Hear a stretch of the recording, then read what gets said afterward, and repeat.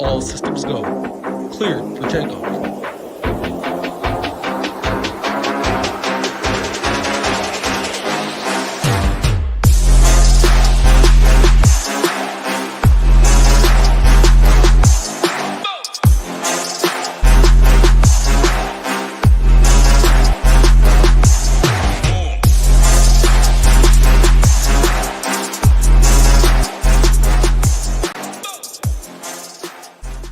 What's up, everyone? Tyler Tamboline here, a.k.a. ToeTagginTambo. We're here. We're on the Mayo Media Network, our first Sunday main slate show. It's week 3 of the NFL. Got Hoop, got Title. My guys with me. We're going to break it all down for you. It's the YouTube station, SHIPIT Nation, collaboration. Going to get you guys covered for everything we've got. Ownership, roster construction, game by game, leverage that we can look at. $300 plus in giveaways. We'll talk more about that in a second. But before we get into it, want to remind you guys very quickly, if you did want to get in, get over to shipitnation.com and check our stuff out. You can get in right now for only $19. So if you get in, the only thing you're missing is the Discord. Talk more on that in a bit. I definitely recommend just getting a monthly plan. It's still the lowest price, best value out there that you can find at $69.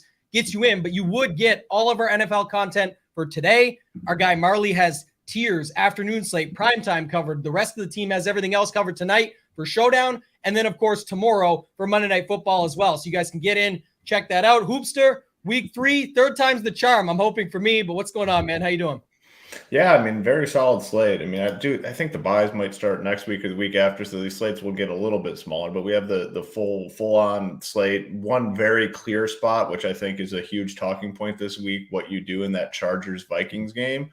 That's the total in that game is it's a touchdown higher than any other game on the slate. So, people are going to go there. We'll talk about it pretty in depth when we get to that game, but it's solid slate. I mean, a lot of good running back plays, not much you need to spend on at the running back position. You have one guy that's up there in Tony Pollard, but besides that, you have a bunch of value plays, 2 clear spends at wide receiver, a clear spend at tight end. It's one of those slates where it's very easy to pinpoint where the ownership's going, the sort of roster construction that people are going to go with. So how do we create a different path to get to the top? And that's our goal on the show, to not only talk about the plays, talk about the games, but find the path to the top of the leaderboard in these massive contests. And this week, I think there's a ton of talking points to potentially get us there. So excited to dive into the slate with you guys and see what we can find. Yeah, when we get to that game, of course, the Chargers-Minnesota game, we're talking about big total there. Sometimes it's just the way you got to treat the slate is, keep that in mind and build around that. But we'll look at weather, all of those things as well, because Title, I'll bring you in, man. There's a lot going on this week that, there is some choppy weather out there. There's some decisions to be made. But when everyone is, like Hoop said, going in on one game in some way, shape, or form, there is some other angles that you can take. How you doing, man? What's going on? Yeah, couldn't be better, man. Another day in paradise, Sunday, free money Sunday, football on. A lot of money up top, million DK, million on FanDuel, live final seats. I mean, all the money in the world out there. So 12 games, one game is getting all the attention. I mean, we'll talk about it for sure. You can definitely play the game. You can get different in other spots. You can play Tua. You can play Mahomes, Lawrence. There's so many options. 12-game slates. Going to be a lot of fun. I hope to continue some success on this season. Yeah, we've had a good start to the season. Do us a favor, guys. If you're just joining us, hammer that like button on the way in. We get those engagement going. That'll be the first $100 we give away. So $300 in giveaways, potentially more. But for starters, got to get that engagement up. If you're just joining us, hit the like. If you haven't subscribed yet to the Mayo Media Network or you don't know, we're going to have this show, the Monday Night Football show, and the Thursday Night Football show every single week. Those 3 shows will be here on this network. My guy Hoop will throw it in the chat here in a little bit, but if you guys can do us another favor, we're trying to grow our YouTube channel. It's youtube.com/@ShipItNation. Go over there, subscribe to that, come back here, let us know when you've done it. And if that's the case, that may increase your odds for the first giveaway, because that's the key, right? We want to do as much as possible to continue to grow both sides. This is the channel here. If you guys haven't done it, just hop over in a new tab. Hoop, I'll start with you, man. What's your takeaways on the slate? You talked a little bit about Minnesota, LA already. We're going to go into that when we get to that game. It's not the first game that we're going to get to, but just in general, knowing that and coming in, how do you go about this slate? Do you want to get a little bit different with that game, or do you want to try and go to a bunch of other stacks and just fit that in as smaller pieces? What's your favorite way to tackle that one? Yeah, I mean, certainly want exposure to the Chargers and Vikings, and I will. And the nice thing on the slate, I think there's multiple pieces in this game that are low owned or coming in lower owned than you'd expect for a 55 total, which we'll, get to when we talk about that game. So some people might look at it and say, I just want to fade it. Yeah, I don't want to fade it. I want to get creative with the way that I play it and get creative with the other pieces. So that is one point to look at, one talking point when we get there. In terms of the rest of the slate, like I said, it's a pretty straightforward slate. We have a bunch of running back plays, I think, that are in similar spots. There's probably like 7 guys that are priced similarly and, could honestly have similar output. So that's one thing. And then the wide receivers, we know where everyone's going. Everyone's going to want to get a taste of Justin Jefferson. Everyone's going to want to now get a piece of Tyreek Hill because Waddle's out. And, Tyreek Hill was a play for sure with Waddle in, but now with Waddle out, a lot could go his way. After that, pretty wide open at the wide receiver position, outside of that main game and Tyreek Hill.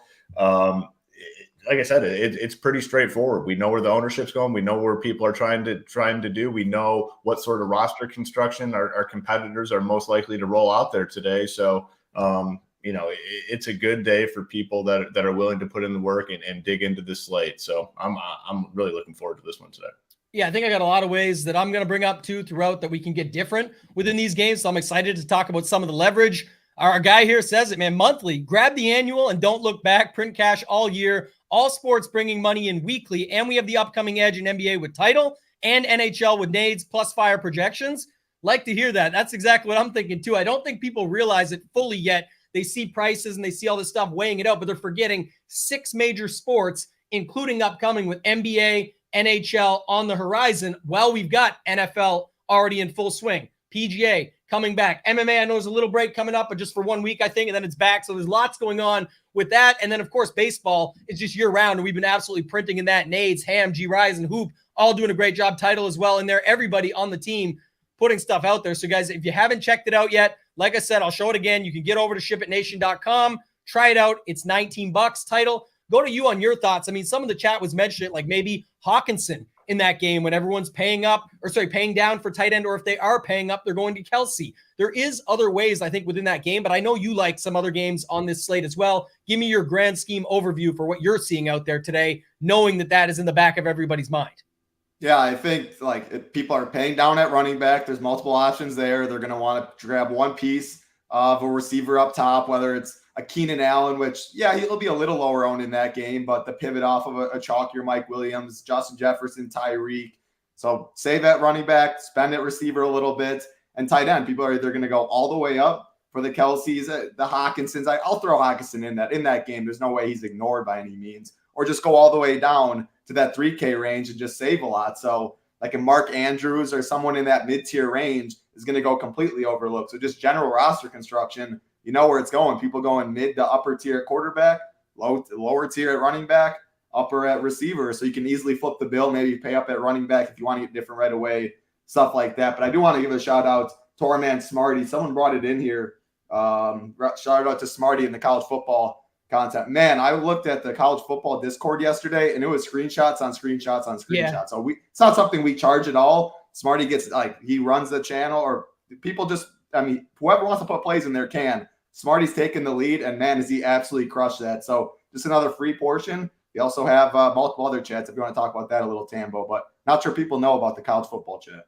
Yeah, it's funny. Same guy. I was going to bring it up because I love a good infomercial, but wait, there's more. You get this little CFB, soccer, tennis, our guy Pickett in soccer. We got Jack, we've got Kim, really good people all around. There's lots more, but these are just people that are heading it up, throwing their stuff in there. We don't advertise it. We don't put it on the site. We're not promising anything, but that's the difference, the benefit of our community. I said this on our Thursday show. I'll say it again for those watching for the first time. When I started playing DFS, I had a feeling of, I want to get better at this game.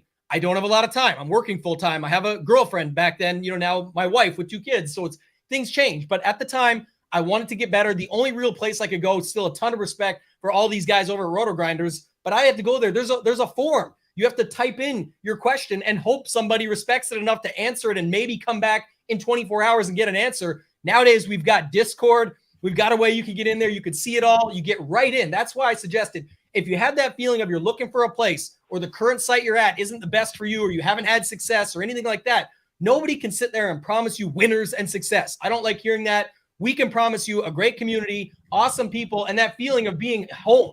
That's what it's all about. When you pop in there and you go over to the CFB Discord, or you go to these other ones that aren't even included in your package, you still sense that. And there's people there willing to actually help you get better, no toxicity, get your questions answered very quickly, see that we're always there around the clock.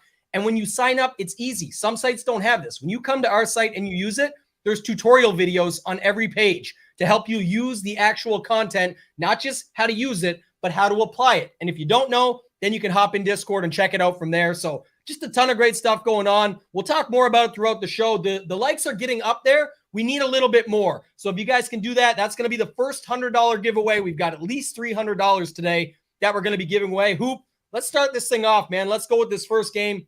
Houston, Jacksonville. I like this one. I think others like this one. And I will say one more quick point before I kick it to you on this. We know the 54.5 total for the big game that we spent multiple things on already. But remember, people overlook this factor, I think, is that in fantasy, we need the fantasy points. So there is a lot of condensed offenses out there today. Jacksonville would certainly be one of them when you take out Zay Jones. And then you also have to look at injuries, pace, things like that. Both these teams have played at a good pace. Stroud has been more than serviceable thus far for a rookie quarterback. And then you've got the factor of no Zay Jones, like I mentioned, but also on the Houston side, missing 2 cornerbacks and 1 free safety. So talk to me about this one, Hoop. It's only a 43.5 total only, but again, you can get there on fantasy points. So go ahead, talk to me about Houston, Jacksonville, Hoop.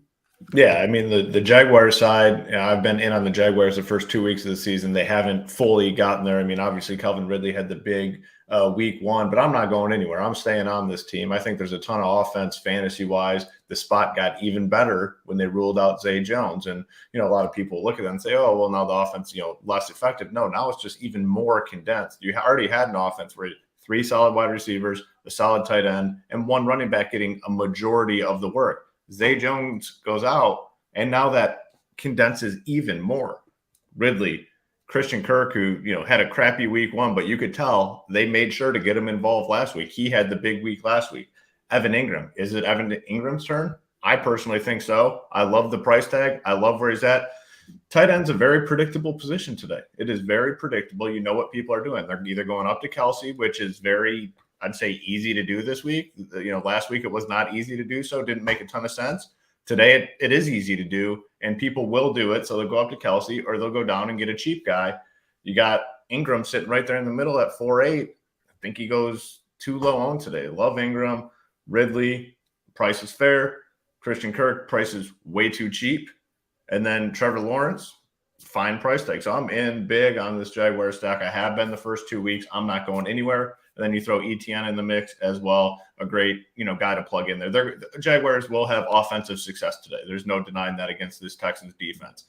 If you're not playing Jaguars guys, ETN's a perfect guy to plug in there. Maybe he's the guy that gets the 2 touchdowns or 3, whatever it may be. So I'm in on the Jaguars in a big way today.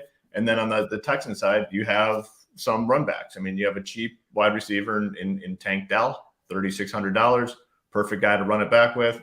Nico Collins had the big game last week, can run it back with him. Those are probably the only 2 guys on the Texans side that I'm interested in. But this game is going to be a big part of what I do for week 3. Yeah, I like this game quite a bit too. Title, I'll bring it to you because I think that's the other thing is it almost, we talked about week 4 last season when Hoop shipped the million. Last week was the anniversary, not quite of the week 4, but of the game that he got there and won the million. But just that week was like all these plays keep popping, but then how many were overstacking it? This week it's Christian Kirk. It's okay. Can I go up to Ridley in that zone? Ingram, you got Tank Dell, Nico Collins, ETN. There's just all these people want to play Stroud. Like this to me feels like the spot. And when you do that, you're missing out on a ton of those Minnesota game pieces. So how are you handling this one, Title? I think that's an interesting piece just to add on to this game, even though the total is only 43.5.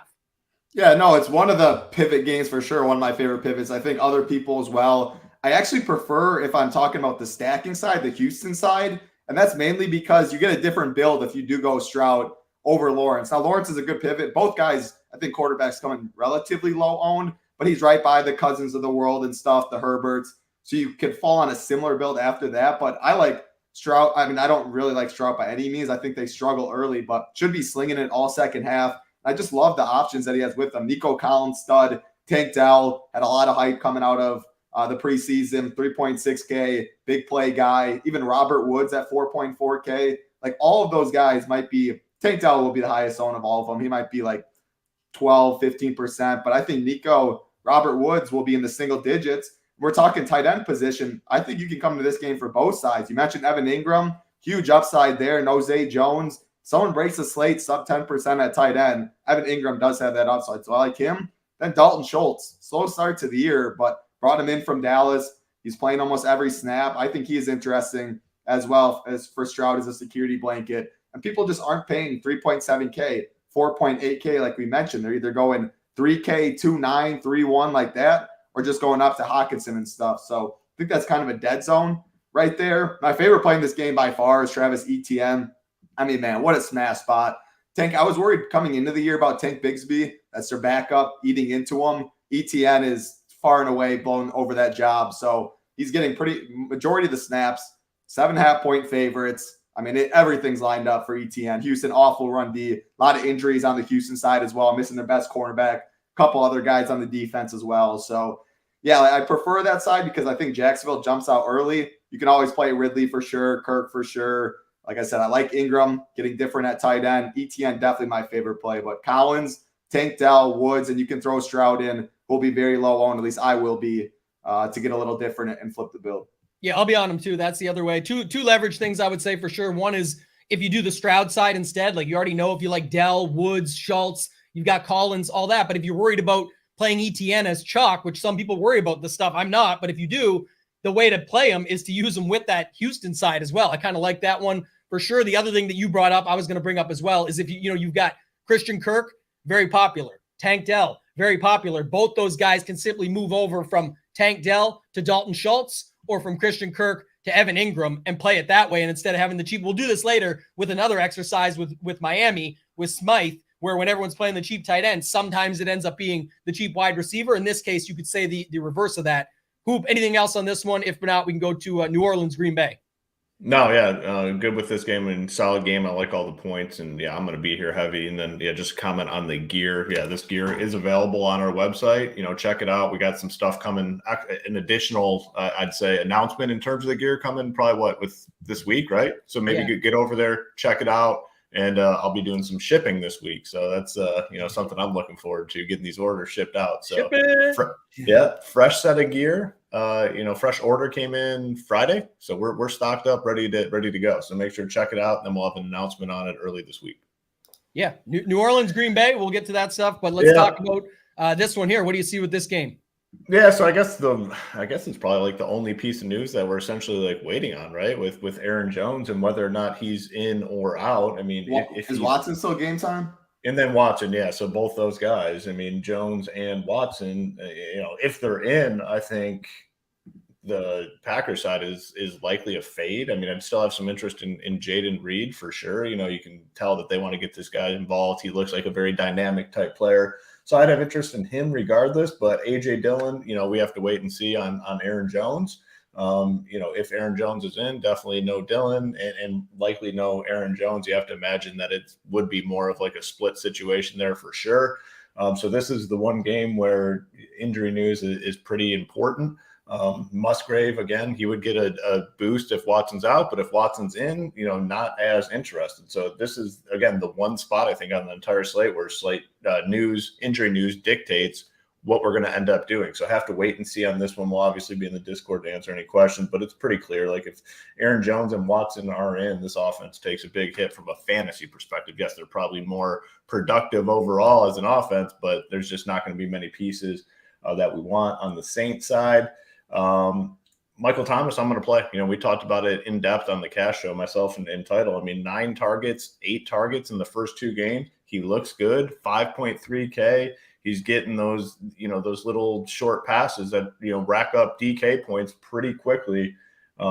He's probably, the only guy for me. I know there's, people are talking about the Saints running backs. I'm just not overly excited about playing any of these guys. So on the Saints side, it's just Michael Thomas. On the Packers side, we got to wait on the news to see what we do there.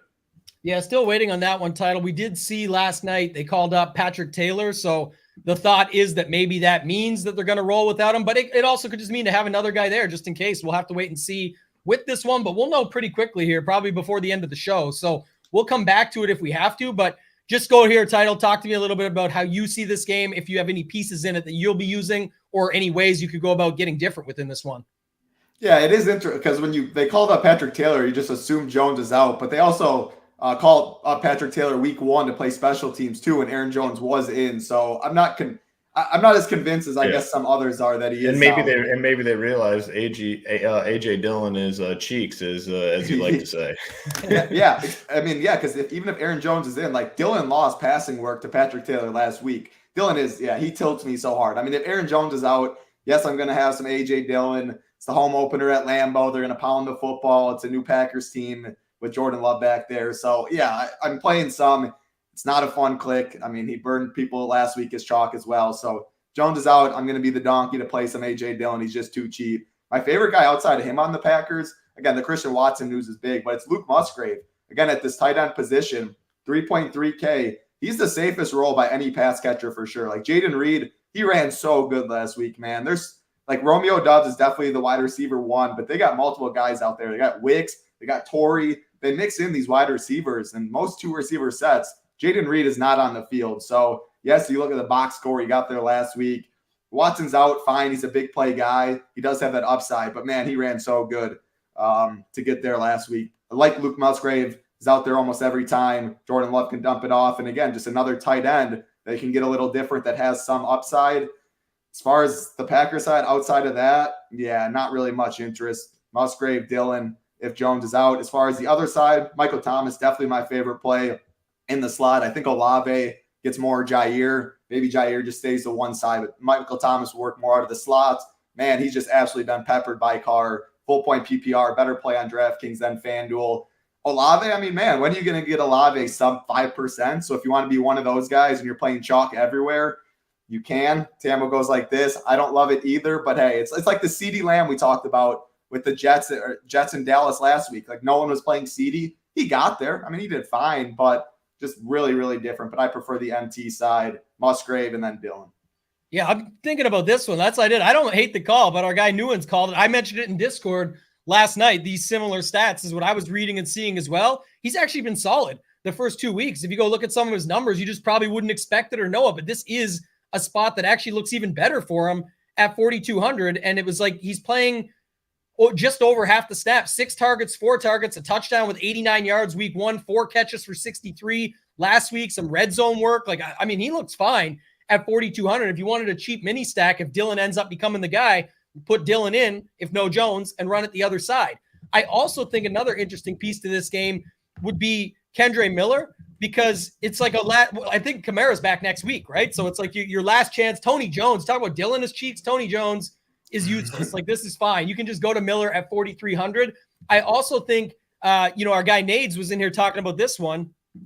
Love Musgrave Reed. I wonder where you found that out, Nades. Maybe we'll show a little sneak peek of where you got that from later on over at shipitnation.com. But just to say it is another thing we saw, speaking of Nades, reviewing the week 1 Millie Maker winner, was taking a little combo pack from a team and putting it together. And right here, Kendre Miller's 4,300, Taysom is 3,300. Just burn 2 spots on that. And it's for the cheapest price possible.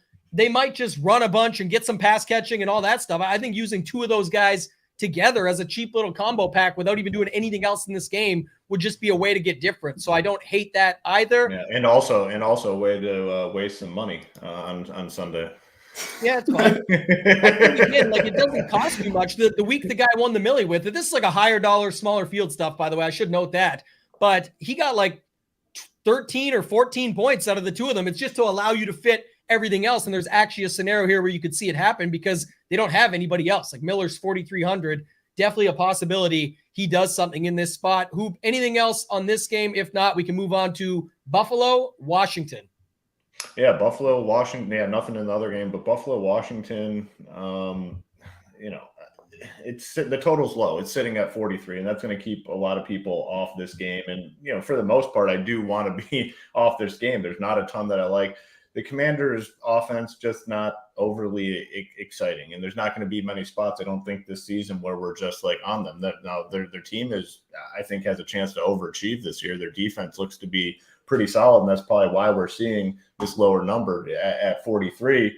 Logan Thomas was ruled out. You get a couple tight ends, Bates, Turner, if you want to go there. But, we have other cheaper tight ends that I think are just in more stable type roles. The only guy that really interests me, I think, on the Washington side is Jahan Dotson, 4,900. It's a fair price tag. He has some built-in upside.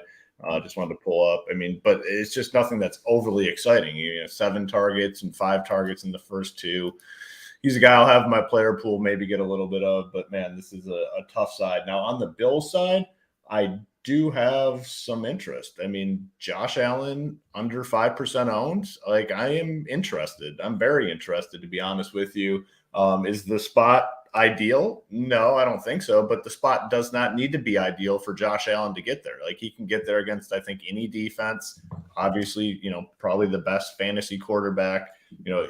I'm assuming in season-long fantasy drafts, I didn't do many, but he's probably the first quarterback off the board. Him or Hurts. Yeah, it's one of those two for sure.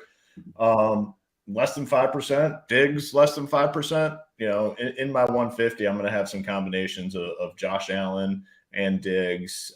It's one of those spots where I don't need to get, if I'm playing Josh Allen, I don't need to get super creative. I don't need to try to do anything weird or off the wall, because it's a very low-owned situation. Diggs to Allen, maybe some Knox or Kincaid in there, but yeah, I'm going to play Josh Allen for sure today.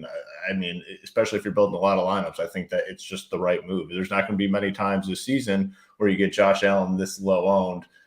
So I'm in on him. I'm in on Diggs. Diggs is coming in low. If people are spending up, they're going Jefferson, they're going Tyreek Hill. They're not going Diggs. So I want to make sure I get some Diggs, Josh Allen stacks in there. Jahan Dotson a little bit on the Washington side, but outside of that, this game is not super appealing. Yeah. Well, you're taking a minute here. I'm going to go to Title Hoop. Check out for a random winner the first $100. We just crossed 200 likes, almost 500 watching. If you guys are just joining us, hammer that like button. Subscribe to the Mayo Media Network to get all these shows covered. We're going to be back on Mondays, Thursdays, and of course, this is our first Sunday slot, but we'll be here all season. And then you can head over to our YouTube channel at SHIPIT Nation and check it out. Subscribe there as well. But Hoopster, I already got it. Yeah, I got the winner. Yeah, I already tagged it early on. And, really, there's a lot of good comments to start the show. There's no doubt, and a lot of people supporting our product and what we've done and what we've built and the community aspect, and that's something we definitely pride ourselves on. But we also want you to show up here every Sunday morning. That's also a very important aspect of what we offer. We got our guy, the Detox 5. He finished up a 14-hour shift last night, Saturday night, probably not what he wanted to do, 14-hour shift. But guess what? He's staying awake to watch the best Sunday show in the business. And he plans on getting it today, and I plan on getting it today. And I hope all our subscribers plan on getting it today, because it's going to be a big day. So the Detox 5, we appreciate you putting in that work last night, also staying awake and watching the show here with us and finding the path to the top today. So Detox 5, first winner for $100. Nice. Detox 5, do us a favor, reach out, info@shipitnation.com. We'll get you all set up there, do the giveaways all at one time. We're also going to have some more giveaways on the Monday Night Football show tomorrow. We're going to give away our guy C. Hearn, who won last week. This is just speaking to the community here. He said, forget it. I don't even need it. Pay it forward to others. He wants to give away 5 $19 trials. So we're going to give those away on the Monday Night Football show. Title, I'll go to you. The same game, Buffalo, Washington. I will say this. Somebody asked earlier in the chat about Washington D being high owned. And I think they're popular for the cheap D. When people are going down, maybe that's where they land. I just don't think they're overly popular on the slate, but Buffalo is actually at 2,900, popping up quite a bit. So is there any way you can talk about this game where we also can leverage that, or another way to use it? Or what's your thoughts on this game as a whole? Yeah, both defenses going to get some ownership. I don't love this game for offense. Yeah, the Josh Allen thing, man, when are you ever going to see him under 5% owned? Right now, I'm looking at my bill. It's definitely not final yet, but I do not have nearly as much Josh as I wish. It's just I respect this Washington D. Good front seven, good in the back end. There's a lot of upside with Josh and his legs, so if he can escape the pass rush, man, he could run wild today. I don't love the pass catchers as much, but you won't get Diggs and all them that low owned. Kincaid and Knox still mixing in, can't really go there. James Cook's at 6'4". I love James Cook all the way until they get inside the 10, and then it's Damian Harris or Latavius Murray. So the touchdown equity worries me there. just there's so many other better games I like. People have asked about weather. So, yeah, like there's a lot of weather on this slate, but looking at Ross thing right now, everything is yellow except the Patriots and Jets game that's orange. So I'm not fading anything for yellow. That's just how I'm going about it. Patriots, Jets, I really don't like that game much anyway, but I know weather's a big talking point. I'll get that out of the way right now. But yeah, I mean, if I'm only playing a couple teams or something, I think fading this whole game from offense is pretty good. It's one of my least favorite games. You want to get different, play Josh Allen. Always love me some Josh, but in a vacuum, so many guys up top I like more.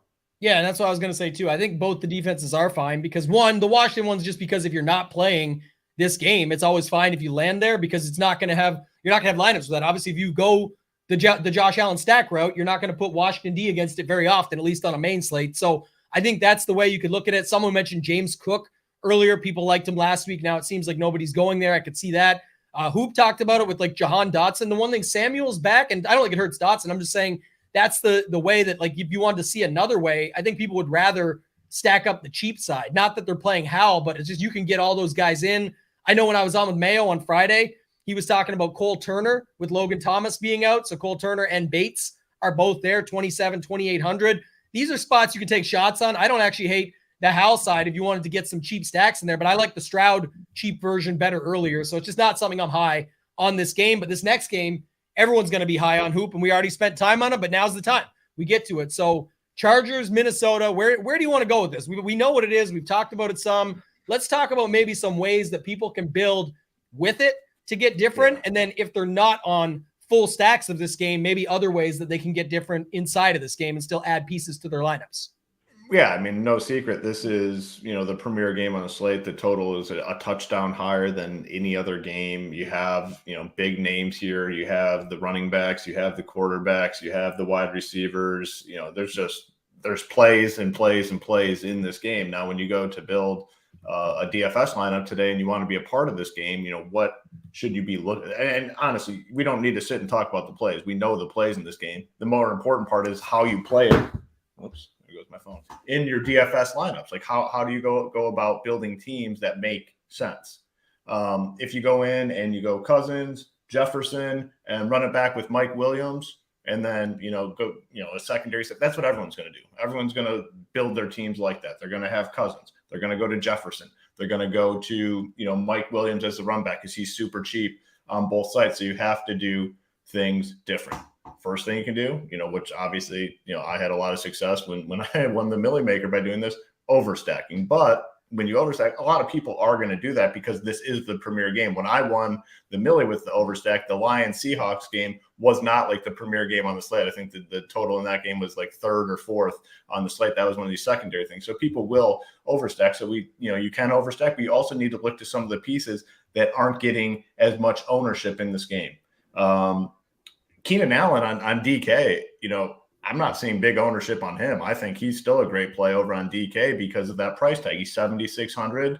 People don't love that. You have Mike Williams for cheaper. You have Jefferson for more. So like Keenan Allen stands out on DK as a guy to, get exposure to. Josh Palmer, gross type play, 3.3K, but he's gotten red zone targets. I know at least one this season.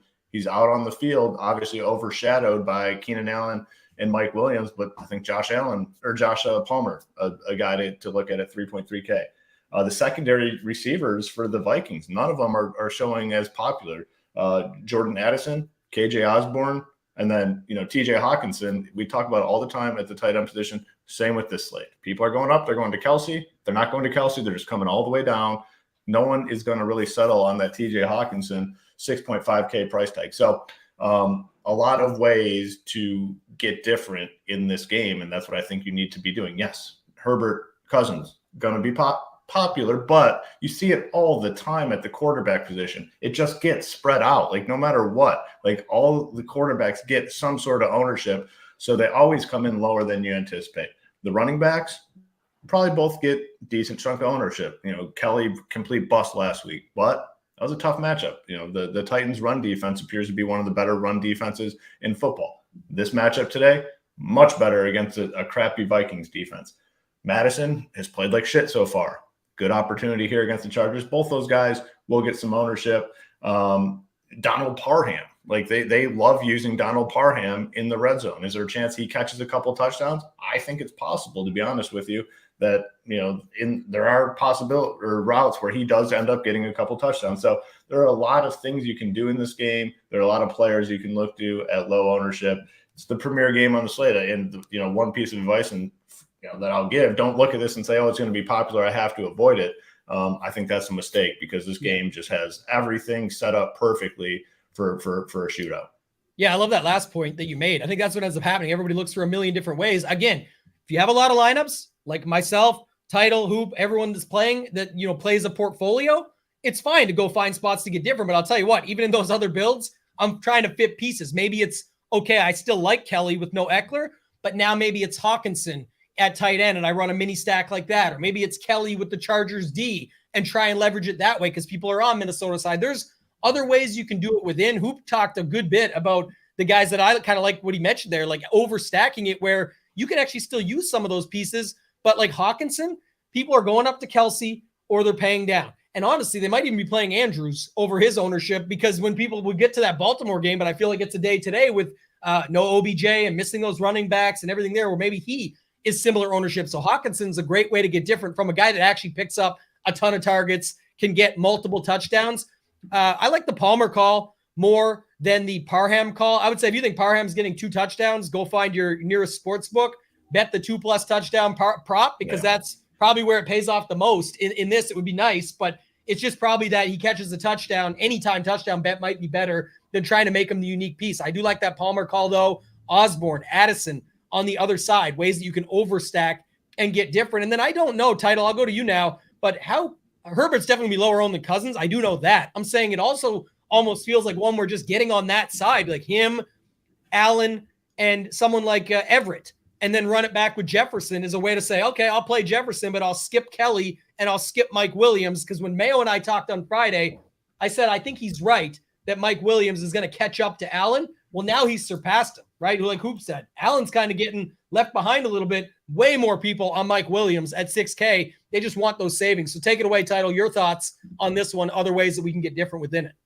Yeah, I mean, you guys made a bunch of good points. Like someone mentioned, like TJ Hawkinson, is he going to be low owned, not in stacks? Yeah, like playing TJ Hawkinson as a one-off or a Kelly Hawk stacking another game. I like your idea, Kelly and Chargers D. Like maybe this game doesn't go off for 54. I mean, Vegas is wrong all the time. Maybe it's 48 and another game goes for 60+ and you just need a Kelly or a Madison. They run the ball a lot, slow down the game, stuff like that. Wouldn't be crazy at all. Overstacking, like you said, totally viable as well. But the harder thing for me with the Chargers is I can't play Everett on this slate. I can't play Parham in this slate. I can hardly play Palmer on this slate.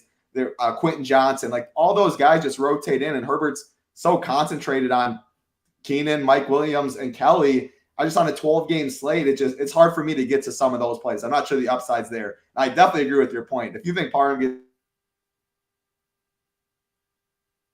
Did we lose Title? Yeah, it looks like it. I will jump in, though, and talk about the Parham thing. I guess, maybe I said it. I didn't mean for it to come off that way. With Parham, I think I'd rather play him over Everett, I guess, because of those red zone targets. Like, Everett's a tough play for me because of, he's basically playing 20 to 20. He's not playing in the red zone stuff, which is somewhat concerning. It's not that he's not playing there, but they're fine putting Parham in because he's the big body and they love him in the red zone. So Everett is a tough play for me on this slate. Not necessarily a big endorsement for Parham. No, he would need 2 touchdowns essentially to get there, I guess, is more of the point. Yeah, again, we're looking for ways to get different in this game. So your points are all valid. I just said that's my thing. And if you look at Parham's history, it's like, I think 8 is the ceiling. Like that's what's happened with him. If he gets that 2, that would be awesome. And then you would beat your ceiling and you'd be good to go. Thank you. But Everett at least has had 25-point games, 15-point games, 13-point games. It's hard. Yeah. The answer though might just be this simple. Like you said, so many people are looking for ways to move off the game. Again, like I was saying earlier, someone said, why would you play Kelly and think this game's obviously going to go off? Well, if your lineup has 2 stacks or something else in it, you're saying it's not going to go off. So you should be okay with putting these things in there. But I will say it from the other perspective, like you just mentioned, sometimes it could be this is also like your Seattle-Detroit thing. That week, it was like the running back, Montgomery, and it was either Hawkinson or one of the receivers. It was 2 or 3 of them, and you're like, I don't want to do that. This week, it's Kelly, it's Mike Williams, and it's a little bit of Allen in there. And then we know the Minnesota guys. But what if the answer is just Herbert, Kelly, Williams? And then you use Kelly and Williams, but Herbert sets it off. And then besides just Jefferson on the other side, maybe it's Hawkinson and Addison, or Hawkinson and Osborne, or something like that, where you're still going within that game and finding a way around it. So I think there's definitely alternative options in here. Title says he'll be right back. Just got the text from him. See if there's any other comments just to see it about that. Ridley. A couple of people have talked about Ridley already, so I will bring this one up now because we already went through that game. This is the thing about Ridley is it's way easier to play Christian Kirk, even easier than Mike Williams over Allen. But then with Ridley, you also have Keenan Allen right there, who people are wanting to get to or just spend up to a Tyreek or a Jefferson. So Ridley probably is a little bit under-owned to what he could be in that range. And that's why, like I said, if he's getting there, I like Lawrence to get there. He also is very similar price, $300 more than ETN at a different position. So it's that wide receiver instead of running back, but you can flip the build a little bit like this, like our guy Chris Carter, always watching our shows, appreciate the support, says, I don't know if I'm going with this route, but he said you could pay up for double tight end, use cheaper wide receivers. Well, that is true. A lot of people aren't using the cheaper wide receivers at a higher point this week. They're using one of Dell or maybe an Adam Thielen or something along those lines where they're using one cheap wide receiver. Using multiple could certainly set you apart. If you guys have other questions on this game, you can throw them in there. We'll keep it going. Almost 600 watching. Hit that like. If you're just joining us, let's wait for Title to come back. And meanwhile, move on to the next game, Tennessee, Cleveland. We can start talking about this one. Yeah, gosh. Yeah, this could be a quick one. I mean, there's just not not much here. I mean, this game, 38.5 total. Like, man, it's gross. The Titans side, there's not a play for me besides Chig. I'll have Chig in my tight end player pool, and that is, just looking at this, that is about it. Like, I'm just not playing anyone else here. Just not fun. No Derrick Henry. I'd just rather go cheaper. No Hopkins. Like, I think the Browns defense is pretty good. So just some Chig. That is it. On the Browns side, what do you do with Jerome Ford, who looked obviously phenomenal when Chubb went out? He's 4,800. They did pick up Kareem Hunt. Can't imagine he has a huge role today. So I'm in on Jerome Ford as a cheap running back. I mean, there's just not many spends at the running back position. I like Tony Pollard. We'll talk about him when we get there. But outside of that, everything else is cheap. So Jerome Ford will be in my player pool. And then the only other play for me is Amari Cooper on FanDuel. He's $6,200. I think that is a very cheap price tag for him. He looked good last week. I know he's got, this nagging injury, but he was fine last week. I mean, he played a complete game and looked good out there. So Ford on both sides, Amari Cooper on FanDuel, and then Chig as a cheap tight end. That's it for me in this game. You love Gary. He knows the sayings. Hit the like or take a hike. That's the easiest thing to do. It's free. Takes 2 seconds. While I'm talking right now, you can just look down and remember there's a thumbs up there. Hit that. It's just as easy to hit the subscribe. Hoopster will throw our YouTube channel in bonus points for the next giveaway if you go over there and subscribe to our YouTube channel. But Hoop, you mentioned it.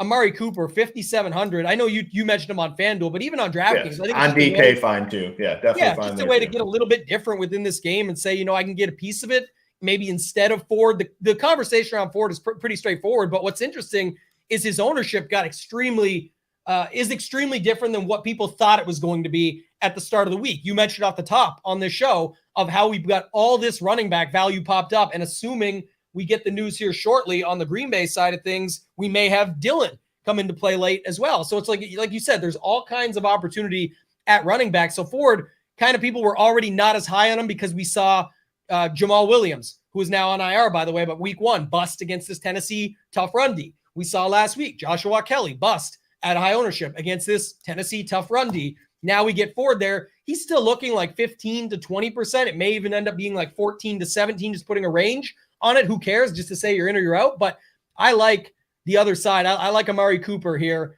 at that price tag. Watson stacks would be a way to get a little bit different here and just go up, and get, but with the total, it's really tough. My guy Newens asked, because I was on him last week. It's just so tough. Kareem Hunt's there. Like you said, he lives 10 minutes away, they said. So they hired him up for up to $4 million.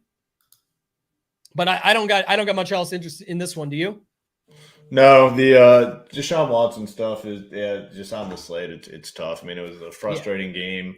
on was it Monday night that they played. It's just I can't do it on this slate. Low total. It's very simple for me. There's 3 plays in this game, and I'm not playing anything else. Defenses, definitely, defenses for sure. I didn't mention that, but I think both defenses very strong options today. Yeah, if you want to go the Watson side, I don't mind it, just because if you go Watson, it's with Cooper, and then you're just picking one, to me at least, of of Elijah Moore or David Njoku. That's where you would do it, and then don't even have to run it back. If you want to, you can. But they are home. They have a good D, can put themselves in position. It would be leverage off of any of that Ford ownership. But like I said, his ownership did end up getting a bit more cap. Yeah, Henry on the other side, dirty deeds. This might be a dirty deed. This is a dirty stack. I can tell you that, getting involved in that game stack. But when it was popular the last couple of weeks, I liked Watson week 1 as well against Cincinnati. Been waiting for this guy to pop off. So it would only make sense on a 38-point total on this slate where you literally do not need to go there that it happens. So, I got a few FOMO stacks built in, but not much on this game. New England, New York. This one has an even lower total, Hoop. And this one is, I believe, the worst weather on the slate, right? Like rain, high winds, all of that. Talk to us about it. We still have to go through it, but does that lean you towards anything, the running game, anything like that you want to talk about within this game? Defense. I mean, this is the spot 35.5. So the weather has impacted this total. A lot of times people talk about weather and, it's going to do this to the game, going to do that to the game. One way to know for sure is to look at the total. And this total is all the way down to 35.5. You already have 2 pretty shitty offenses in general. Now you throw in weather. It's just a tough spot to be. Ramondre Stevenson, I think, is fine. Like, he could have a big game here, probably better suited for FanDuel. I mean, it's always nice when you're the featured running back and the guy behind you is Zeke Elliott. Not much to worry about there. I mean, Zeke is complete cheeks, dust, whatever term you want to use. So I think Ramondre is a fine option. Devontae Parker is really cheap, 3.8K. Hunter Henry, these are guys that will be in my player pool, not forcing them in. Like, if I get some, I get some. But Devontae Parker, I think you can add to that list of cheap wide receivers.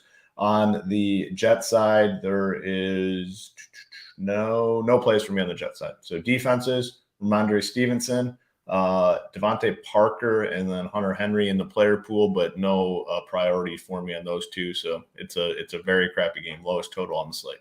Yeah, Parker, I guess I mentioned, I don't have any of them, I don't think, but as a pivot at 3,800 from some of those other cheap guys, could be an option there. I normally don't bring these comments up, but this was a good one. The only time Watson is going to pop off is after his massage. That's a bit aggressive, but might be good. Might be correct. We're going to keep trying really it. Good comment. I don't know. Ramondre also could be going overlooked, I guess. I just think, like you said, it's the defenses for me. I have more interest in Ramondre and the New England D than the other side, but it's the Jets D. If you land on them, I've actually got no problem with that. So both D's with you, Ramondre. I mean, what I was trying to say is if I play Ramondre, I like him with the D. Like, I like just pairing those 2 up more than someone mentioned the Breece Hall mini. I like the other side better if I was going to do the little double stack there of the running back and the defense. Let's move on. We're getting through these games now, Hoop. Let's go to Atlanta and at Detroit. Title did say he's still working on the Wi-Fi, so he said they're restarting it.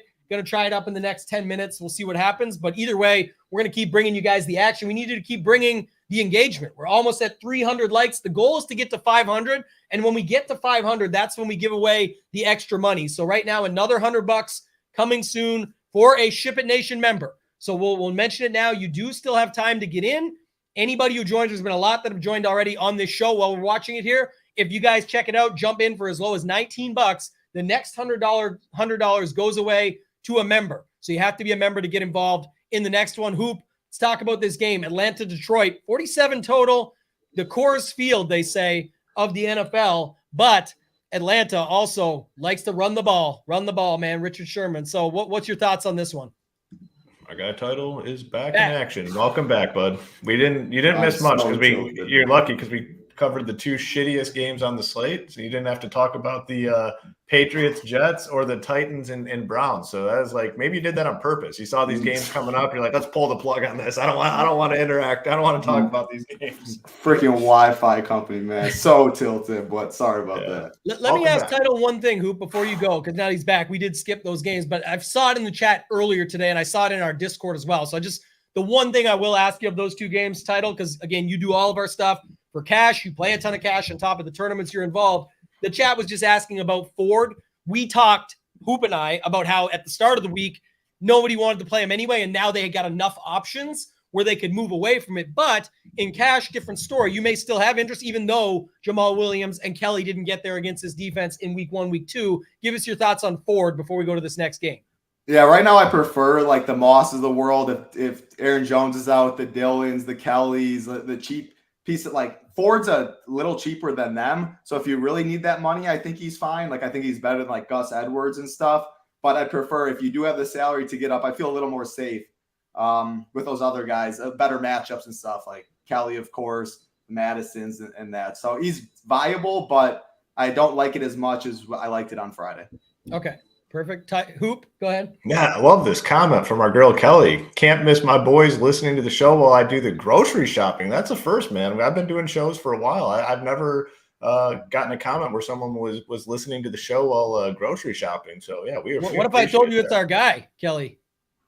That even better, guy grocery shopping. Although I mean, I give him credit for grocery shopping because I've been married for, I don't know, like 11, 12 years. And my ass is not getting in the grocery store to do any shopping. That's one of those things that early on, wife says, hey, all right, your turn to go grocery shopping. You go in. Here's advice for anyone. Title, actually, you're close. You're going to be getting married at some point. Here's advice. Wife, fiance, girlfriend, whatever it is, tells you to go grocery shopping. Intentionally fuck it up. Intentionally mess up the shopping. So you never have to do it again. She already does all of it. She does it every week. Yes.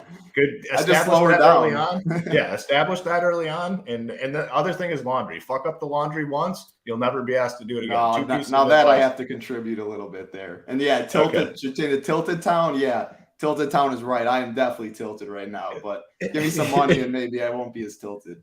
Yeah. I hate the yard work though. Hoop loves the yard work. These are very skinny guys that we're talking to here. Me, I like to eat. I love the grocery store. I go there all the time, man. I want to pick up all my things, create some concoctions, some good meals for the week. I love it. We do have like meal kits that come to the house. So for our, you guys call it dinners, I call them suppers, but when we eat at night, we have those meal plans and kits, and my wife helps with that a ton. Huge support system I've got here. But I love to shop at the grocery store. I love picking all that stuff out and creating the meals. I can't do it. The grocery shopping's not for me. Laundry's not for me. But I have obviously an obsession with the yard work. I love the yard work, and that's never going away. It's never going away. So it's something I take pride in. But the grocery shopping, we're going to shop and we're going to eat. That's correct. Yeah, that's what we like to do. So let's move on. Let's talk about some big boys that people are going to be talking about in this game. The running back crew for the Detroit side. Hoop, I'll kick it back to you. The chat's already brought it up. Jahmyr Gibbs to get the majority of the work. Is it going to be true? We don't know, Ben. We'll talk about it, but there's Gibbs.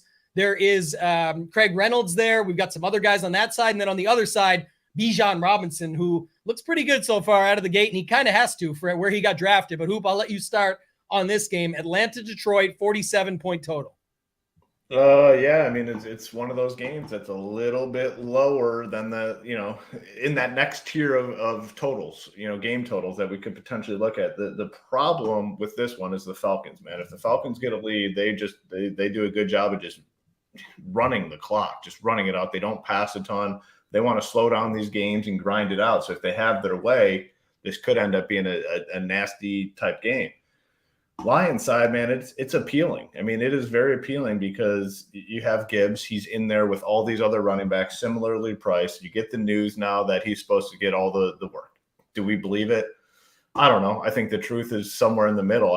I think Reynolds is still going to be involved, but man, Gibbs at home as a favorite in the dome, potentially getting a good chunk of the work. And I think it's a very interesting situation. I mean, this guy looks the part, man. He looks really good. So interested there. Amon-Ra St. Brown, probably lowest ownership of the year, potentially. I mean, I guess a lot can change, but he's going to be very low owned compared to these other wide receivers. We know where people are going with the spends. They're going obviously to that Chargers Vikings game. They're going to Tyreek Hill. Probably the Jaguar, Calvin Ridley probably gets more ownership than Amon-Ra. Something with his toe. He said he has to play with a plate in his shoe, but he feels confident that he can get it done here today. going to be very low owned. Yeah, I don't know what I'm doing with him at this point. Josh Reynolds, I love. I mean, I just think he's a really good wide receiver too. He's been very involved in the offense. He was dinged up this week, but he got the full practice in on Friday. I don't think there's any issues. 4.2K for him. I'm very interested. And then same with Sam Laporta, 4K flat on DK. I think he's a really strong option. I mean, this is a game on the Lions side. Outside of Gibbs, everyone's going to come in low owned. This offense definitely has the upside. They're in a dome. I'll admit I don't have a ton at this point, but that could change. I might tweak some things around and make sure I get some more Lions exposure on this slate. The Falcons are just going to be a tough team for fantasy purposes all season long. They don't want to throw, Title and myself. We had a Drake London problem last year. On him week 1, off him. He finally gets the job done in week 2. I just don't want to play Falcons outside of Robinson. So that's kind of where I'm at in this one. I could see it going both ways. I mean, I could see this being just a yucky, grinded out type game. I could see it scoring some points as well. So it's this is a tough one to kind of pinpoint. Our guy, Dirty Deeds, bringing the good comments today. Another one. I like this take, actually. And it would be another way to just get unique within it. Just play the 2 early first-round picks and go against each other. Maybe they were saving Gibbs to show up Bijan. I don't know, but they both could get action here. And the one thing I think about, Title, when I go to a game like this is I actually don't mind. I like what Hoop said. I like Reynolds. I like Laporta as well. You could run a Bijan Laporta, but if you wanted to play Goff, like Goff, Reynolds, Laporta, leave Amon-Ra out and treat Bijan as like what we used to do with Derrick Henry games. If Derrick Henry got going in a game for Tennessee, it would really speed things up. And all of a sudden the other side is down and having to chuck. And then that's what starts the pace. I know Atlanta can bring the pace down really quickly in these games, the amount they run, the way they've rolled things out, as bad as Ritter has been, all of that. But I think the Goff side would be interesting. And with Bijan, of course, you could use Drake London. You could do Gibbs, Drake London. I like that secondary. There's ways to play within this total in this location. But give me your thoughts on this one, Title. What are you thinking with Atlanta, Detroit? Yeah, I really like the Detroit side for sure. I mean, you get in a dome on a slate where there is some weather concerns. I like Goff. They're going to throw the ball a lot. Gibbs, of course. Man, it's like, are they going to unleash Gibbs? That's the question. I'm not going to go too crazy on him because they're still very well. Might just have him in the 12 to 15 touch range. I mean, he was better than Montgomery, at least the eye test, it looks like it, and they still didn't really unleash him. Now they have Craig Reynolds they brought up. Also got Zonovan Knight too. So they got 2 other running backs behind them. I'm definitely still playing Gibbs. I mean, he can break 1 for 70 in one play. The upside's there, but still not convinced he's going to get 20-plus touches by any means. But, yeah, the pass catchers, Amon-Ra, Josh Reynolds, Laporta. I mean, I'll buy in. I'll play Amon-Ra even though people are scared with the injury and stuff. Sub 10%, all the upside in the world, pair him with Goff. Love Josh Reynolds too. They're just going to keep peppering him. He has big play upside without Jameson Williams there. Love Laporta, another tight end in that like Ingram range, the Dalton Schultz and stuff. Just going to go completely overlooked. People going all the way up, all the way down. Very good there. As far as the Falcon side, though, like I want to play Bijan, but they're using Tyler Algier a ton. 15 carries, 16 carries. They're not unleashing Bijan. I don't expect that to change now. I'm going to take a wait-and-see approach. They're going to have to show me that they're going to give Bijan 25 touches and Algier is going to take a back seat. 7.8K, that's a lot to kind of pay for a split, in my opinion. So I love Bijan. The dude looks like the real deal, but 7.8 for kind of a split backfield. Tough for me to get there. Drake London wouldn't be my favorite. Puke, absolutely puke, but 5K. If I like the Lions, if I think they're going to get ahead like I do, they'll have to throw the ball a little more. Good price tag. He's got some upside, but, man, he has not treated me well in the past. But really don't like the Falcon side, like the Lions side. And, yeah, I think you can play him and not run it back as well. Yeah, I like the secondary stacks better. A bunch of the guys you just mentioned, you can make them fit around. A London, Laporta, Gibbs with London. There's different ways you can do it within this game, but if I was going that Goff stack, I know Mayo and I built some of them the other day, so I've got a few in there. We used Amon-Ra on some of them. We used Reynolds and others. I do kind of like that angle, but I'll tell you what, Title, I listen, my Tambo's Tidbits on Twitter. I listen to a lot of content. I read it. My Gibbs exposure might go up now because you might not even have caught it yourself saying this, but Title, the Swift whisperer, he said about Breece Hall, he said the same line. Hey, Breece Hall, if he just gets a few touches, he can break one.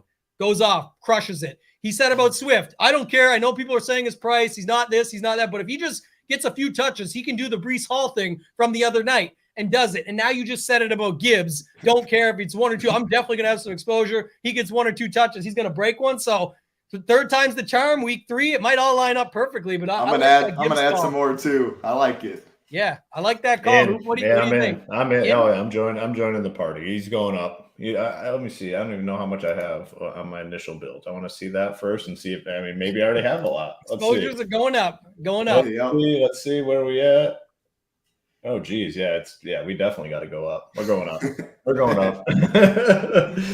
I really like it, and what Dirty Deed said too. That's why I love these shows. Not just us talking about it. The chat's always great. Bring some good engagement, and said that it's purely narrative, but at the same time, it's not like they're still down David Montgomery. This spot still makes sense. You're going up at home as a favorite, big total in a dome against Atlanta. Like there's still a bunch of things that make sense. You're not taking this crazy risk here. It's worth a shot. So I actually like it. Hoop, let's keep it rolling. After this game, we're going to give away the $100 to a member. So maybe have the Discord up as well as the other new ones that are just coming in. But Hoop, I'll let you talk about this one. Baltimore, Indy. I got to talk about the weather because this is something we got in trouble for one week. So, you didn't tell us about the weather. Well, just looking at it, it looks like it got better than it was, but there still could be some weather here, but who knows? The bigger thing, I think, is that the injuries the Ravens have right now, there's a lot of guys that they're down going into this one, including Ronnie Stanley, who's a big part of that offense. So with that line, so talk to me about this one. Baltimore at Indy, 43.5 total. Ravens, 8-point favorites at home. Gardner Minshew in on the other side. No Anthony Richardson this week. Thoughts there? Yeah, I mean, I prefer the Colts side, to be honest with you, from a DFS perspective. Not the whole side, not all of it, but the pieces. I prefer more on the Colts side. Zach Moss just getting all the work, and it's rare to get a running back nowadays that's going to get all the work. He's going to get all the work. He's 5.5K. The spot is not great. The matchup's not great, but man, to get all the work and be this cheap in. And then Michael Pittman, I think, definitely gets a boost with Richardson out and Minshew in. 6.2K, I think, is a great price tag for him in a game where they're, likely playing from behind. So Moss, Pittman, and then Granson as well at tight end. I have some interest in him at 3.1K. Not going to play Minshew, but I'm going to play these pieces: Moss, Pittman, Granson. Maybe a little less Granson. He'll be in one of those guys. He's in the player pool. If I get some, cool. If I don't, not a big deal. Now the Ravens side, I get it, but man, the offense just has not looked great, and they're fine just handing it off to these running backs. And on FanDuel, I'll have some just because of the cheap price tag on Lamar Jackson. But on DK, I'm going to pass for the most part. I'll have some Flowers, I'll have some Mark Andrews, but not a ton, to be honest with you. So mostly a fade on the Ravens side, with the exception of FanDuel, where Lamar Jackson is much cheaper and more appealing over there. And his game fits FanDuel scoring better too, where the rushing touchdowns are valued more. So prefer the Colts side, but on FanDuel, I'll have some Ravens. We could have some bias in the chat, or Falcon could be his last name, but he said Gibbs ain't showing up, Bijan. So we'll see. It's just a thought, right? Like we said here, Caddy says Ravens fan here. Me too. Zay Flowers going off or Lamar naked. He could rush for 80 plus today. The thing is, someone mentioned that. I do want to bring it to you, Title, but before that, we did this last week. Someone just talked about the Detroit O-line stuff. Decker out again. We're talking about the Ravens right now. O-line really in shambles. I think the center is out as well this week, but on top of Ronnie Stanley, the biggest part. But just in general, it's one of two ways. Like last week with Geno Smith, it's either they scramble and go off and find these holes in these openings, and a guy like Lamar, no better guy to do it, or it ends up being the other way, and they just get absolutely crushed. They hand the ball off to Gus Edwards a bunch of times. It just slows this game down. You got Zach Moss on the other side, all these other things. So give me your thoughts on this one, Title. I do think it's at least somewhat interesting. The pace can really get popping here. Minshew, his pace was up last week. The Ravens can do it too. So thoughts on this game for you? Yeah, I think I'm with Hoop. I do prefer the Colts side than the Ravens for stacking it. Just getting the way cheaper in Minshew. You don't need as many points. You can pay up elsewhere, get a little different build. But I will say, usually when O-line are out, it's a bump down to the whole offense and the team.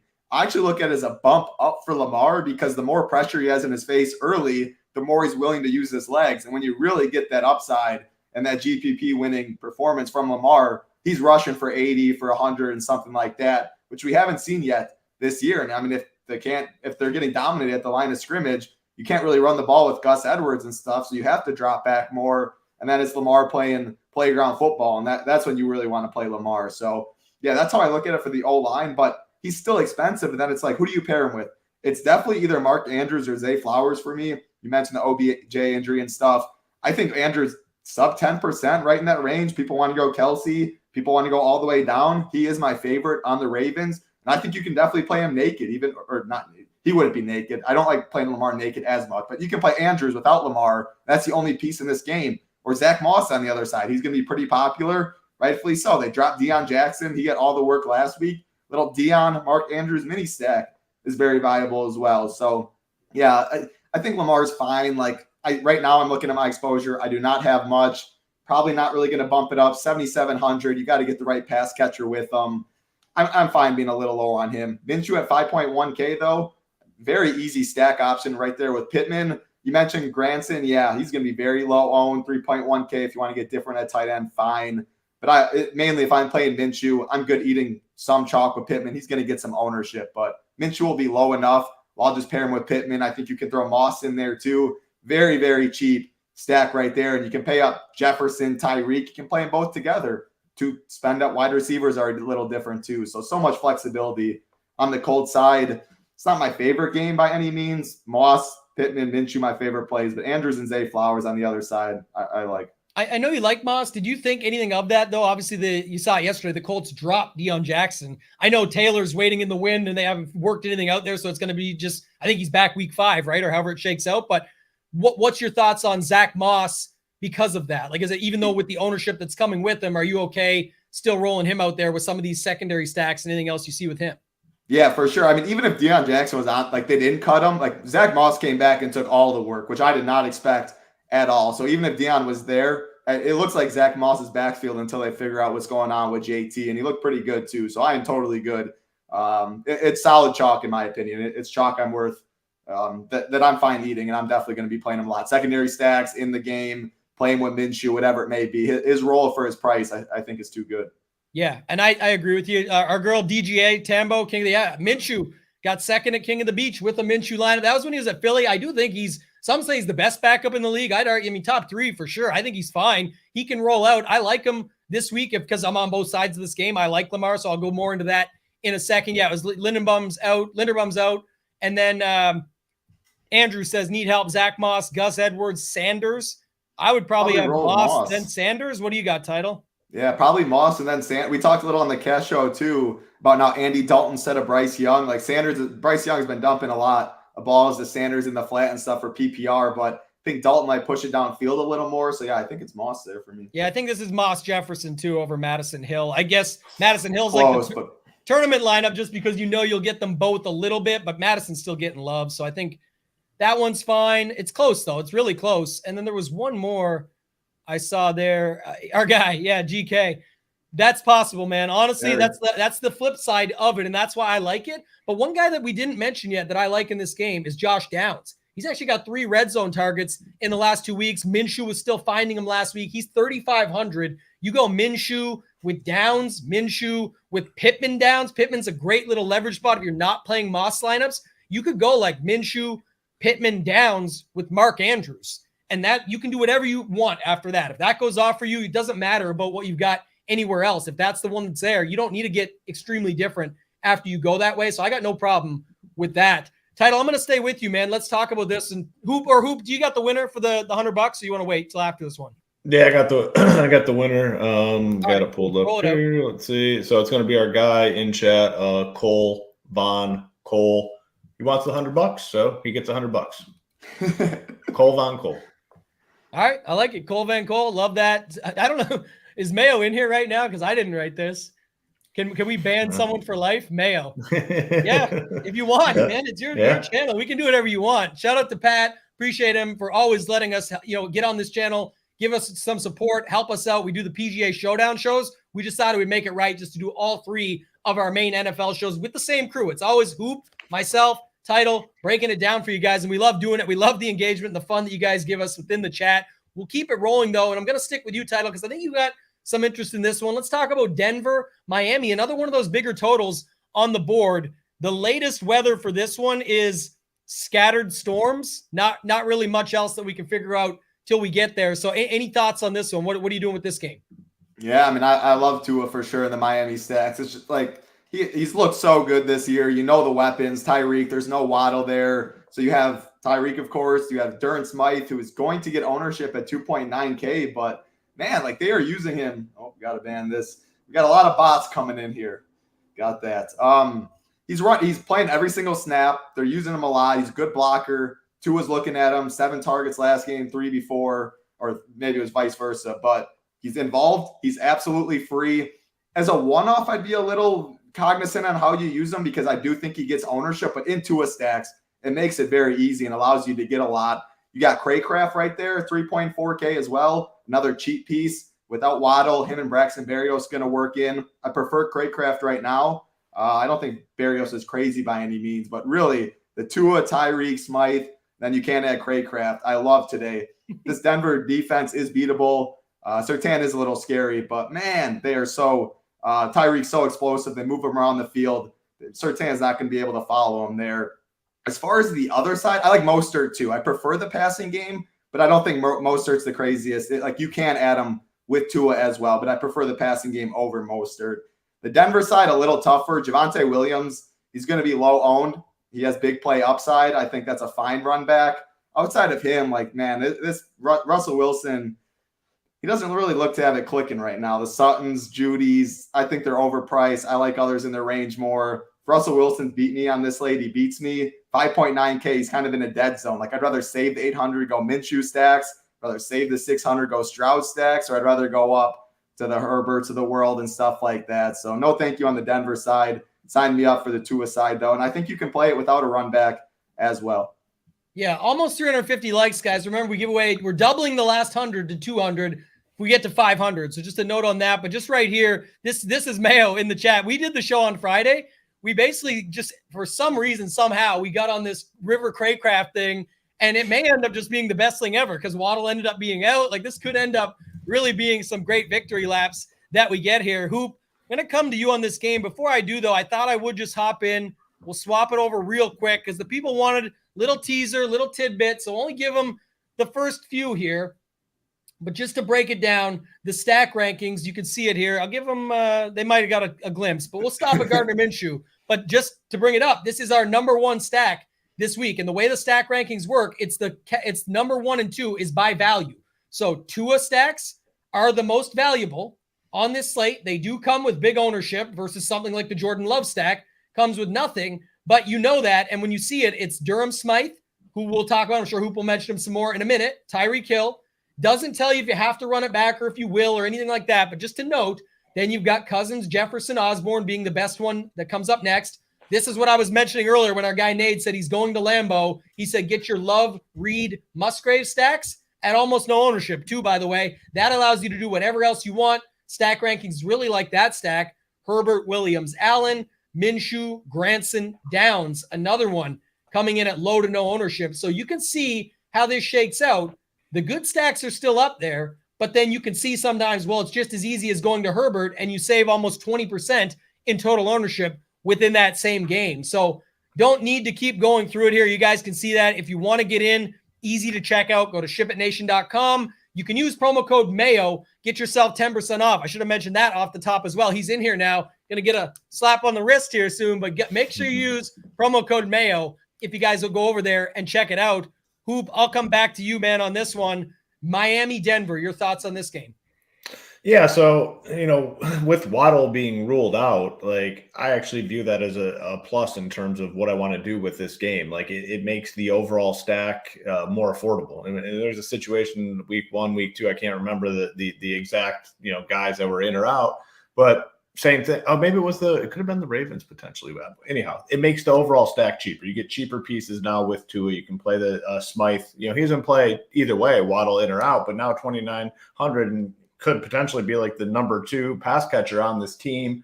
Craycraft, Van down by the river. I mean, it all makes sense. It's all adding up. He's cheap, 3.4K. Should have opportunities here today. Tyreek, I still think Jefferson gets more ownership. Tyreek's going to be owned, But yeah, I'm in on him at 9K. I'm in on Tua, and then Mostert as well. I mean, Mostert at 6K, Waddle being out, that's one less red zone threat. I think, Mostert, definitely can pick that up, and then also get some additional targets in this offense. It's a good team to look to. It's one of these games in that second tier of totals that we can come to. Very clear pieces here. Berrios, I don't even hate throwing him in there a little bit. I mean, it would take more, I think, for him to get there, but he could rack up a lot of catches in this game. 3.6K, a lot of options. On the Broncos side, this is where it gets difficult. I mean, Title, you'd mentioned, Russ isn't clicking right now. When has Russ been clicking? It's been like 3 or 4 years. I mean, it's not clicking. On the Badgers. Got him to the Rose Bowl. There we go. Yeah, go way back. Go way back on Russ Wilson. Just hard to get excited about anyone on the Broncos side. Troutman at 3K had a dub last week, but man, I don't mind him as another cheap tight end. The wide receivers, I'll keep Sutton and Judy in my player pool. If I get some, cool. If not, I'm definitely fine. And then Javonte Williams, I'm not too excited. I mean, there's so many running back plays today. I won't get much of him. Yeah, and someone mentioned just back in the last game, the weather's got better. It's actually the winds went down, they're lighter, the rain's mostly cleared. Anything could happen, but like Hoop says, check the totals. I know it's not much, but 43 to 43.5 in this game. It actually went the other way. So again, like I said, if the pace gets involved, this is not taking the hit like those other games that we saw. So if that's what you were worried about, I would say this, it's not what I would be worried about. If you're worried about other things like that O-line and all these other factors, or there's just better spots, that's why I would get away from it if I was you. For me, I'm not moving away from it. And the total, did not change. I got my guy Title here with me, but just going back to this game, I don't have much else other than what these guys said. I'm in on it all. I like those points that you brought up. I think Mostert is fine if you want to just use him as a piece of this game, but I definitely still like the stacks. The Tua side only for me, not the Russ side.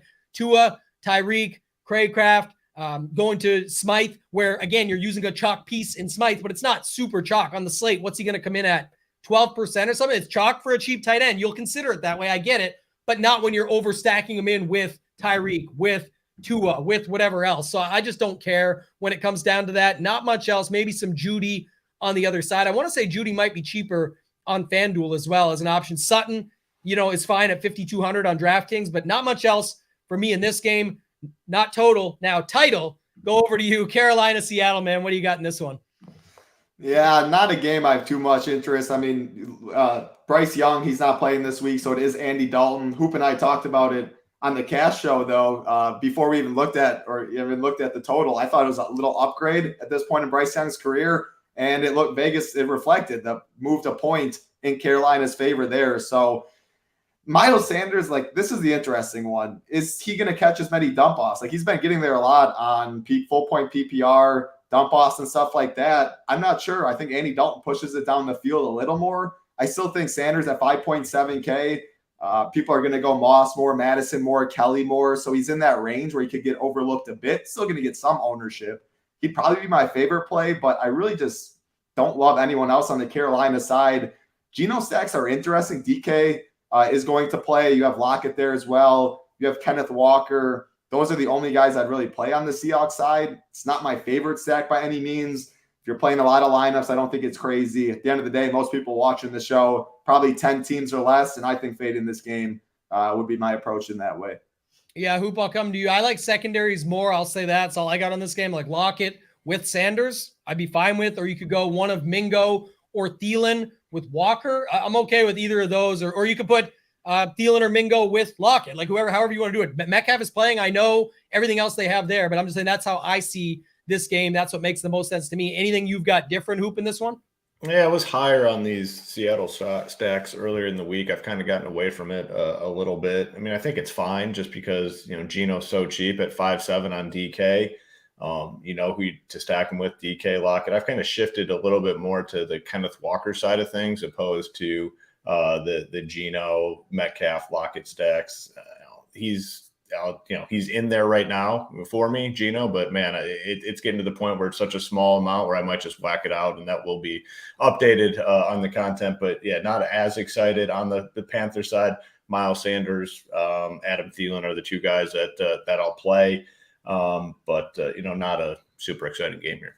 Yeah, everyone likes the Dalton Thielen connection because that's what it's going to be with Dalton in there now. So I'm fine with it. Like say you want a Walker Thielen mini stack. Yeah. I like that. Actually, I'm very good with that. Mingo had some stuff. I had him in the tidbits this week. There was some good stats on him. I'm just not sure how that's going to look here. Geno stacks are fine if you get to them because like Title said, if you got a big portfolio, you can play 150 plus lineups, get to him because he's got a condensed offense. Metcalf's back for him. Like you can stack it up very easily. Use that Carolina piece on the other side. Kevin in here, Geno, Sanders, Lockett with Hurst on the other side. You can mix it up the other way. Instead of Sanders, you got I went to the Fantasy Football World Championship last year on a Geno, Walker, Metcalf stack with a run back. So you can get there with his running back, just checking it down, things like that. So don't hate it. The totals, whatever, but let's move on, Hoop. Let's stay with you. This is the second last game, so we'll be getting to the final $100 drawing. Again, if we get to the 500 likes, we give away 200. So just keep that in mind while you're here. Smash that like. Hoop, Dallas, Arizona, Pollard, Dallas D, getting some love. Ertz on the other side, that mini stack. What's your thoughts on this game? 43.5 point total in Arizona. Yeah, I mean, it's basically what you mentioned. Tony Pollard, I guess, is the one spend at running back that makes sense today. I mean, gets all the work in competitive games, goal line, passing, just everything.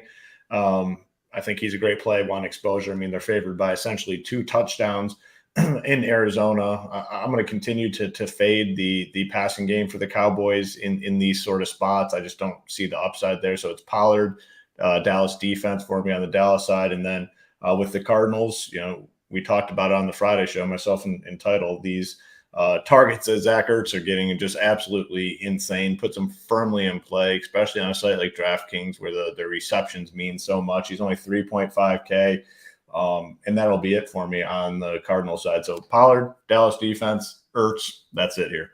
Yeah, I like the double pairings. Either, do the Pollard with the Dallas D or do Pollard with Ertz. But I will say, Title, as I flip it to you, I do have a high dollar, smaller field one where I went, I think it's like Dak with CD and Ferguson and just left Arizona out of this one and used Ferguson as opposed to running it on the other side with Ertz. Could still look at swapping that. Maybe you talk me into it because they will need to throw. And I just don't know if they're going to score any points, but that's the thing about a guy like Ertz, doesn't really require points. He can get you 8 for 80 and just crush as filling that spot for you. And Dak does all the work, runs one in and throws 2 to CD or something like that. So I don't hate it from that perspective. If you did want to find an angle for huge leverage in something like a higher dollar, smaller field where people can easily fit Pollard and the Dallas D or one of them. What's your thoughts on this game, Title?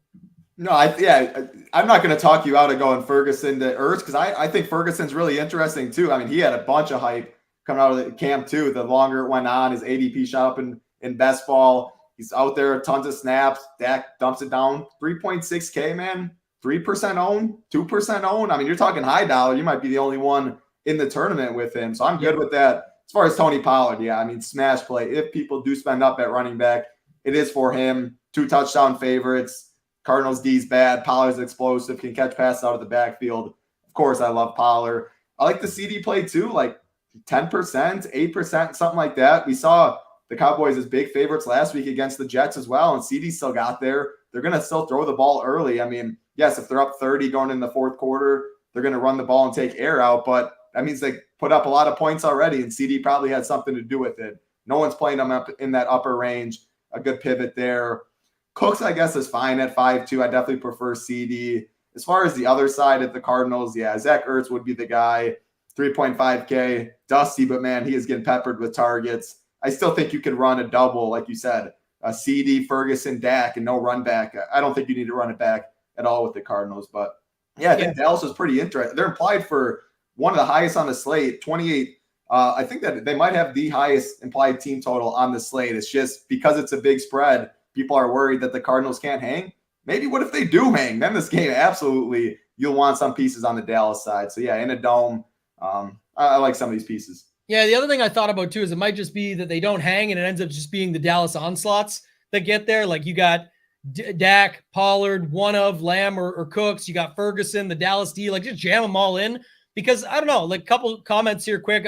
Nade's got our boy here. It looks like 10 to 15. Nade said 15. I think it'll be a little lower, but that's fine. And then, Dallas defense, I appreciate you paying the rake. The one note is Diggs is out for them now, right? He's out for the season, unfortunately. So there's that. But man, it's so tough. And this is a slate where You can always get difference in defense. It's fine. I don't even know what I saw them coming in at for ownership. It wasn't like super high. It was up there, but nothing crazy. They're 4,400. The expensive defenses get a little overlooked, because everyone just knows that you want to go as cheap as possible and get out of the position. So in terms of the ownership there, they'll be pretty much need a touchdown at 44. And not only a touchdown, you kind of need other defenses that are cheaper not to.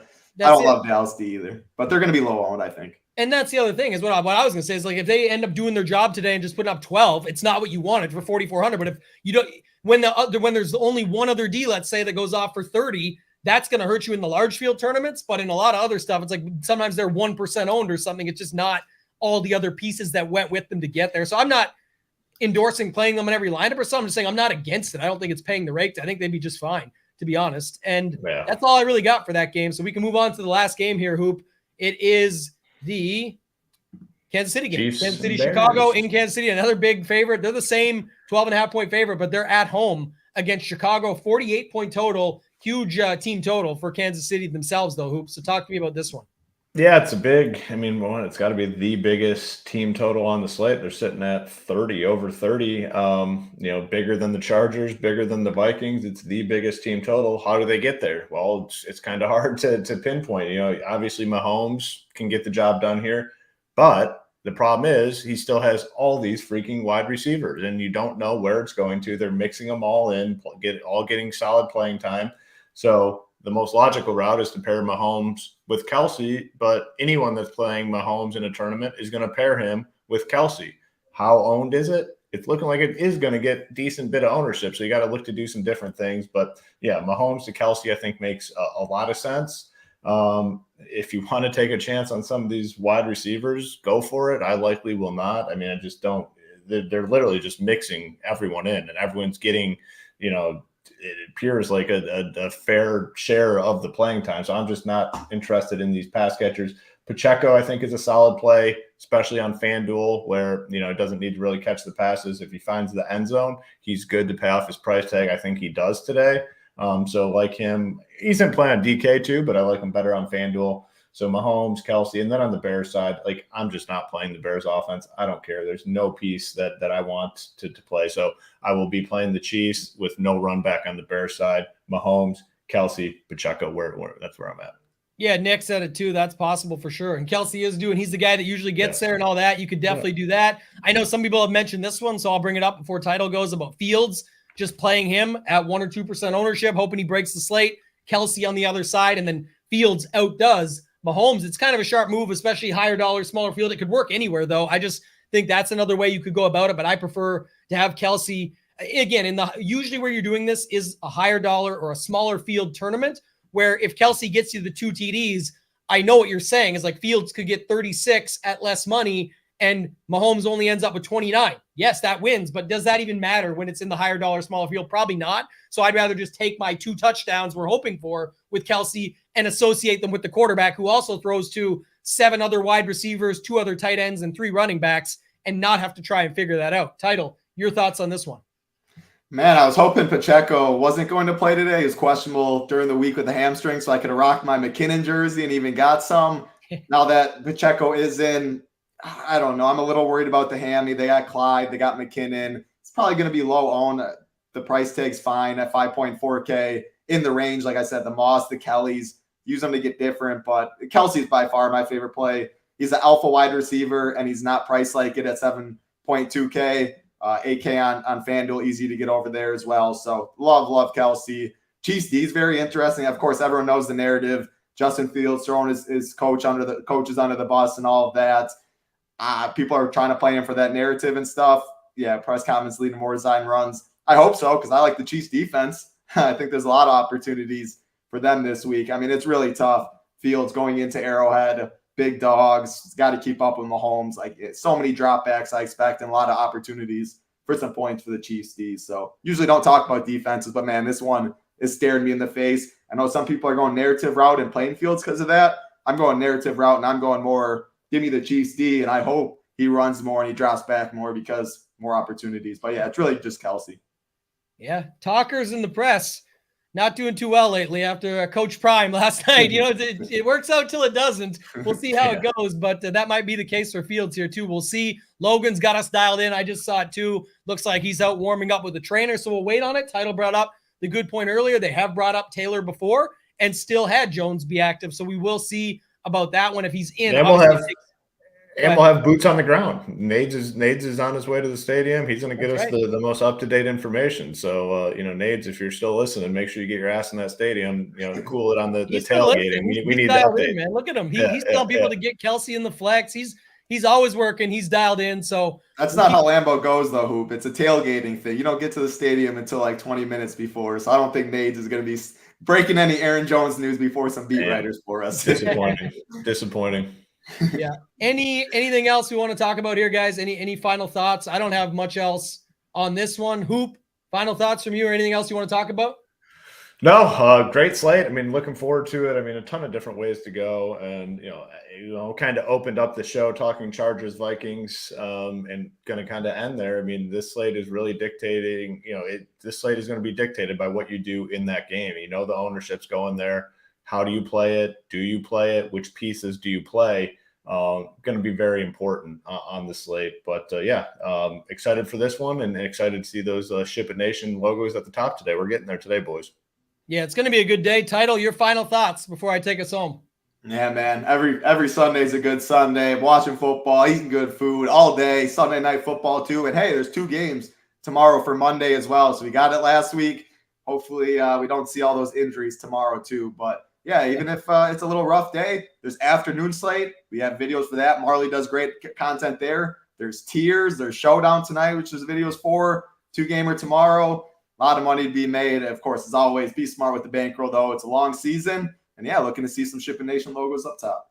Yeah, Hoop's going to give that final $100 out. We didn't get the 200. We only hit 373 likes. So while he's grabbing the last winner, I'm going to show you guys quick because Mayo was in the chat. Like he said, use promo code Mayo. We've talked about it already. You can get everything you want over there. All the sports, NFL, MLB, NBA, PGA, MMA, NHL, all upcoming. NBA, NHL are going to be huge. But also, if you're watching us for the first time and didn't know, Hoop, who won the Millie Maker last year, week 4, myself was at both live finals on DraftKings, King of the Beach, and at the Fantasy Football World Championship. We did a 4-hour NFL DFS process video course. We talk about process, roster construction, live finals, qualifier, showdown, which, like you said, we'll be back for those shows on here as well. So when you sign up using promo code Mayo, you get 10% off, and then you also get access to this course for free. And then everything else that's going on over on the site. So there's a lot there. Hoop, did you have our winner before we get out of here? Yep, there it is. Deacon the legend. Deacon 2, the legend. Man, so glad that I joined Ship It Nation. It's absolutely priceless. Already have shipped the slate with just the information and strategy alone. Let's ship it. He knows what it is. Definitely reach out to us, Deacon. info@shipitnation.com. For all of our members, yes, we will see you in the Discord. Be ready to go, bring you guys up to lock. That's going to do it for this one, guys. For Hoop, for Title, for myself, ToeTagginTambo. Let's ship it!